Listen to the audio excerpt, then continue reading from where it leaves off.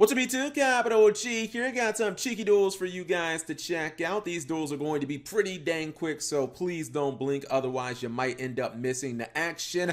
These are going to be three completely different decks with three completely different pilots, and you might see a deck that you have not seen in a very long time. Infernity, anybody? Anyways, our first duel is actually going to be Black Wings versus Pendulums. Pendulums, a deck that I have a healthy amount of respect for. Pendulums can make those incredibly strong turn 1 boards. I was actually just dueling my buddy Belza. He had to feel the wrath of the Salem Ambassador, but Pendulums are a deck that if you don't stop them, they not only can set up a lot of disruption and negates, they can easily OTK you, and he just has, he played Black Whirlwind for no reason, then just set a monster, so obviously Pendulum Magicians are getting everything. He has Pendulum Call, his opponent has no disruption. He's going to get Electromite off and everything. And once I saw all of this, I was like, well, you basically can just kiss your ass goodbye, because if all you have is one set card with Black Wings and your opponent has 6 monsters, you's about to get OTK'd. Goes for the Borrelsword Dragon, goes for the On Eyes Absolute, but get jebaited. He attacks into Steam the Cloak. Steam the Cloak is so good, man.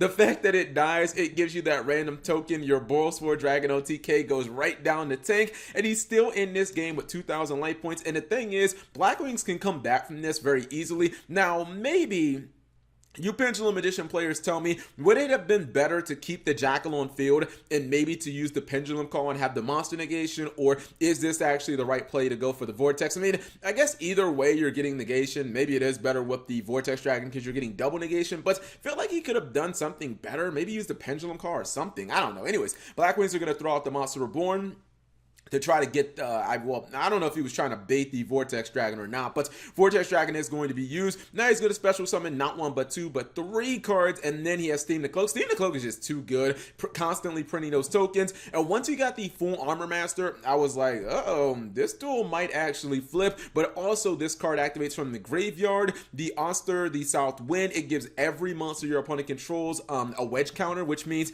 guess what? You can snatch steal any one of them, and when you snatch steal your opponent's Borrelsword Dragon, now it goes from they were going to OTK you to you're going to one-shot them. It's pretty much a wrap at that point. I like how he's able to OTK him even though he has a he has a token on the field.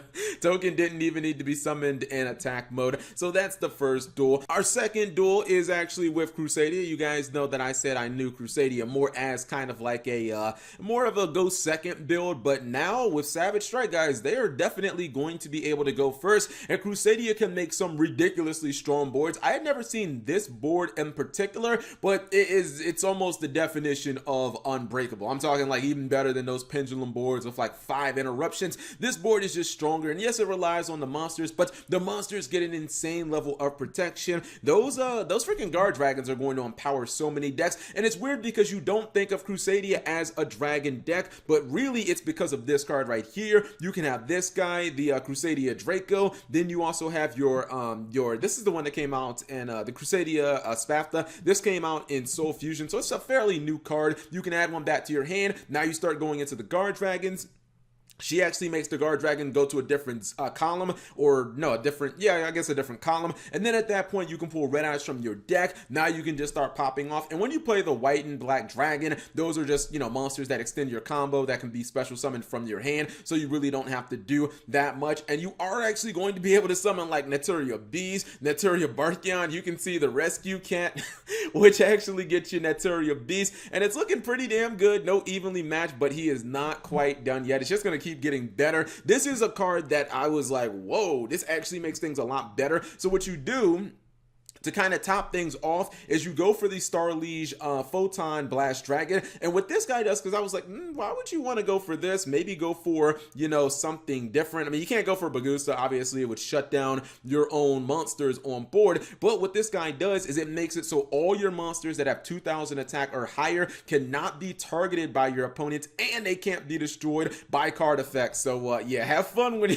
your opponent has all of these monsters. Not only do you have spell lockdown, you have trap lockdown, and you can also put one of your monsters or your opponent's monsters in defense mode if they're trying to attack. So really, it's just an incredibly difficult board for your opponent to beat. I mean, maybe Of course, if they have something like raw spear mode, but outside of that, it's just going to be so difficult. Or I guess if they have, you know, a kaiju. Wait, can you kaiju if your opponent has 6? I know there's some weird ruling with that. Like if your opponent has 6 monsters on board, I'm not exactly sure what the rulings are with kaijus. Last duel is Infernity.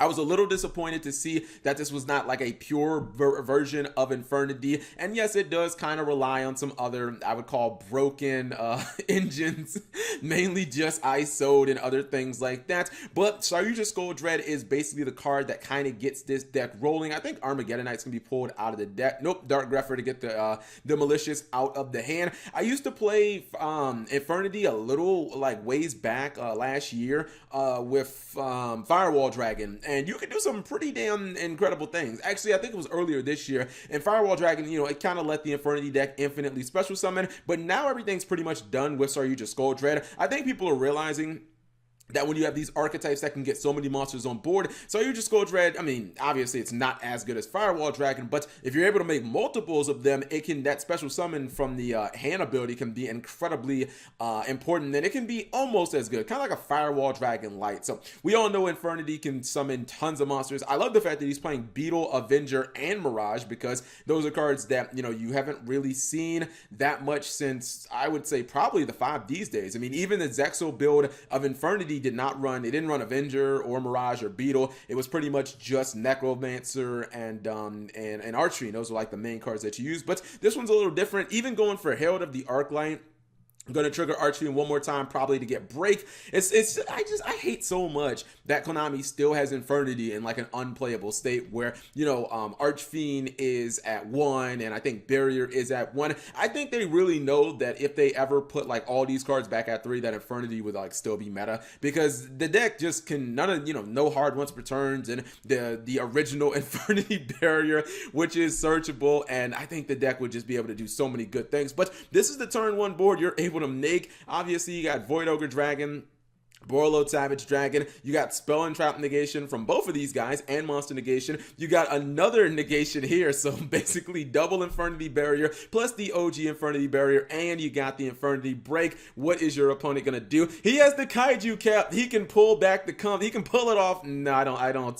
think so. He just scoops and says, "Cap, I can't beat this many Infernity Barriers." Well, at least he took care of this one, because this one can't be activated unless you have an Infernity in attack mode. But he still got the other cards, and I don't think that he's gonna be able to break that. Anyways, hopefully you guys enjoyed these short little duels. If you did, give a video a thumbs up. Thank you guys for watching. As always, subscribe if you have not already, and turn on that notification bell for daily videos.